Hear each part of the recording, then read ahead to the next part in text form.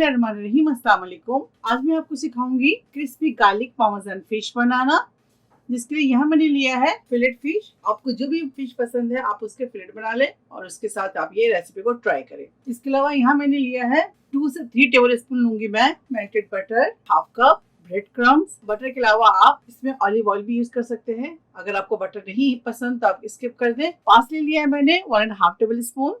Garlic powder लिया है मैंने 1 टीस्पून। सॉल्ट लिया है मैंने 1 टीस्पून। सॉल्ट अपने टेस्ट के मुताबिक लीजिएगा। इसके अलावा यहाँ मैंने लिया है lemon zest half teaspoon, black pepper powder half teaspoon. सबसे पहले इसके अंदर एक बोल ले लें, इसके अंदर ब्रेड क्रम्स डालें, साथ ही इसके अंदर parsley, lemon zest, garlic powder, black pepper and salt.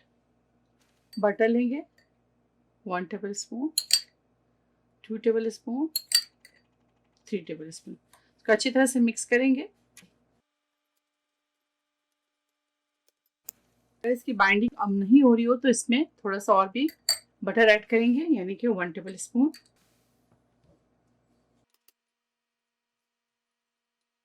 अगर इस तरह से बने तो फिर आप इसके अंदर बटर ना डालें। मैंने लिया है 4 to 5 टेबल स्पून बटर। यहाँ लिया है मैंने 3 टेबल स्पून पार्मेजान चीज। इसको अच्छी तरह से मिक्स कर लें। अब एक बेकिंग ट्रे लेंगे, इसके ऊपर फिश रखेंगे इस तरह से।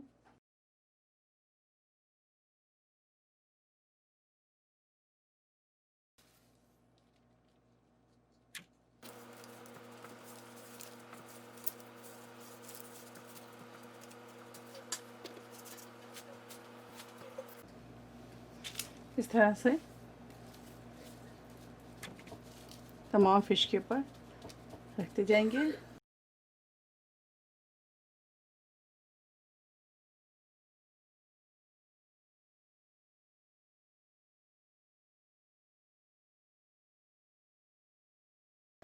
ये देखें, अब इसे बेक करेंगे 350 फ़ारेनहाइट पर 200 सेल्सियस पे 50 मिनट्स के लिए बेक करेंगे।